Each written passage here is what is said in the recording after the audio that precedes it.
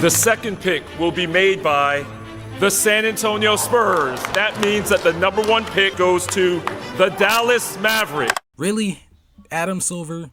You expect us to believe this? If you guys somehow aren't aware yet, a few weeks ago, the NBA Draft Lottery took place, an event where the order of the draft is allotted across the 14 NBA teams that didn't reach the playoffs. The order is determined, randomly through ping pong balls and adds an exciting edge to draft season. Teams have the ability to jump from the 8th best odds to the number 1 pick, slide from the best odds to the 5th pick, or even be a play-in team and get awarded the top selection. And while you can question the precedent it sets for tanking, the ability to rebuild, or benefiting already decent teams, you cannot deny how much entertainment it adds to the draft. Undeniably though, with randomness that makes the lottery so special, a strain of fishiness also surrounds it. Like I said before, the NBA lottery was held a couple weeks ago, and with a 1.8% chance of doing so, the Dallas Mavericks jumped from the 12th best odds to the number 1 overall pick, granting them full rights to draft elite prospect Cooper Flagg.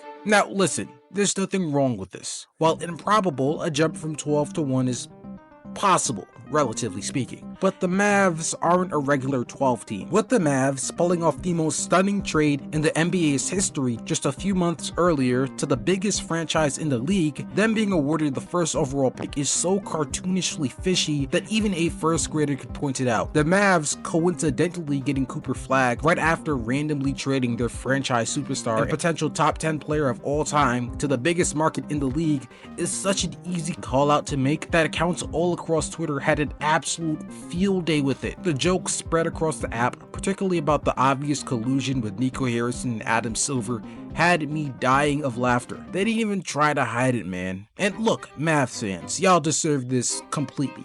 Like, the shit you went through this season is only the stuff demented gods could come up with as a form of torture. Your franchise player gets ripped away from you, Kyrie Irving torn ACL right after that, Quentin Grimes gets dealt and becomes a literal superstar right after that. Like, y'all deserve getting a break like this. But every soul in the world can see that everything, the draft lottery, midseason trade, team overhaul, was most likely colluded by Adam Silver and the league. At the very least, no one would blame you for thinking that. And it's obviously hilarious, and unhinged too. Like Nico Harrison getting slandered for making a slew of horrible trades before lucking into the number 1 pick, or how the NBA isn't even trying to hide the blatant draft pick rigging. Like, this stuff is a gold mine for memes to pop up. Just endless material for anyone to grab onto. And I don't want to be a party pooper, but like, you guys do realize the implications of this, right? Like, these jokes aren't based in fantasy. There is a real chance that these exact scenarios happen. And if they did, I mean, come on, God, they did. That would mean that there is front office tampering and strongholding that might put the league integrity into question. If Adam Silver could just straight up rig this draft lottery, then there's not a lot stopping from him doing it to others. Every single top prospect, generational talent, monolith of a player could very easily have had their destinations handpicked for them, and there are very prevalent signs of this in the past. There's the folded envelope that happened in 1999. It's definitely the most concrete evidence of a form of draft rigging. There's also the Cavs winning the lottery in the LeBron draft, which means arguably the greatest prospect of all time happened to go back to his hometown team. Then, not even a decade later, they pulled the same exact stunt with Derrick Rose, where the Bulls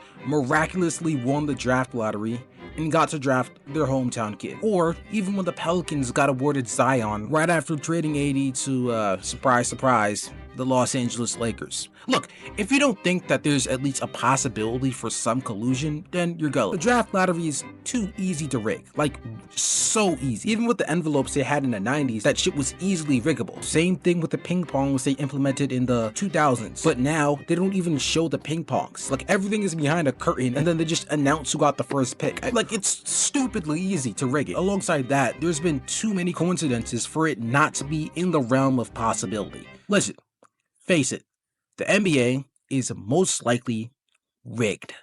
How do you guys feel about that? What emotions does that invoke? Usually the answer is negative, like really negative. The prospect of the NBA or NFL or any sport being rigged isn't a new concept, but it's never been a good label to catch on. Almost all professional sports prides itself on one thing: authenticity. The idea that the best humans in the world will go toe-to-toe with each other. Sports is about the trial of human skill, effort, and work. Its basis derives from its inconsistency and uncertainty in these outcomes. It being fixed or rigged kinda takes away that charm. That's why that negative connotation sticks like glue to it. It rewrites the basis of what sports is and what it's about, and that's why no one, not a soul, likes having their league rigged. Despite the fact that the prospect of a rigged league could erode the basis of the sport as we know it, rumors of foul play have been circulating across the NBA since its inception, especially more recently as betting has been introduced. Fans have not been shy of blatantly saying the league is fixed or rigged, but there's something really funny about it. Whenever someone claims that the league is rigged or fixed, it's when something doesn't go their way.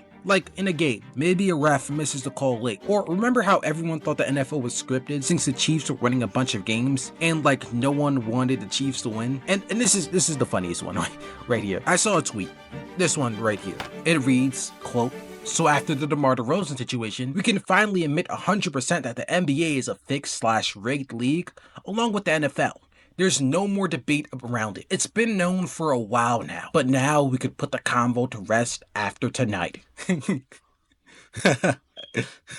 This tweet was about DeMar DeRozan not hitting the over on 3.5 rebounds. DeMar hit the under on 3.5 rebounds. I think he had 3 exactly, and that resulted in this tirade right here. So, what did we learn? The bar isn't high for fans to claim that the league is against it, and that's mainly because a lot of these claims are made out of emotion. Thing is though, if the league was confirmed to actually be rigged, the authenticity that a lot of these games bring would be gone. Or would it? The NBA ratings were in the toilet to start the season, down across all boards, significantly less buzz and excitement. All anyone could really speak about is how the NBA ratings have been dropping, with them needing a spark, something. Adam Silver pulled out a trump card and, hypothetically speaking of course, convinced the Mavs to trade Luka with the promise of the first overall pick. If that's the story we're going with, then it kinda makes sense, right? What Adam Silver did. The NBA was in a decline and needed a spark. It was a no-brainer. And it worked. The NBA shot up in ratings post-Luka trade. Everyone instantly dialed back into the NBA, and fan discourse was at an all-time high. It promoted a great storyline and entertainment piece league-wide, just like LeBron going to Cleveland or D-Rose going to hometown Chicago created for the entire league. These are most likely not coincidences. They're most likely some form of shady shit that the commish is dealing to craft these perfect storylines. And let's be honest here, y'all don't care, dude.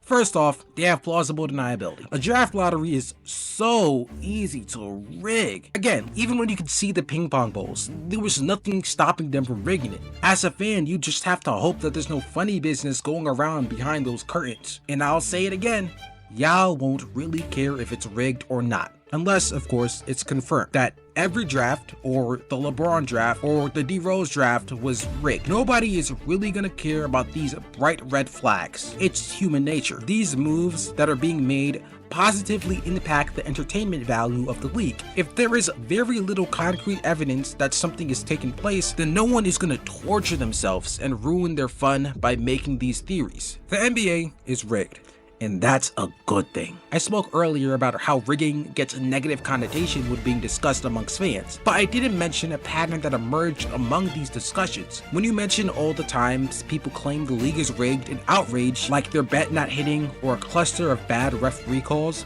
they are all mad at things that directly impact the results on the court, or on the court fishiness that affects the outcome of the game. That is the only form of rigging that really gets mass attention and criticism, and that's because it destabilizes and undermines the basis of what sports is about. The other form of rigging is just simply improving the entertainment value of what's on the court. In this case, by inserting star players on certain teams. This doesn't disrupt the battle of skill that's on the court. It rearranges the teams that go into the battle to maximize all forms of entertainment, something all fans want at their core. And even if you do it artificially, it's such a positive impact when done right that everyone is willing to turn a blind eye and let it happen. The NBA is most likely rigged, but I don't care, and you probably don't care either.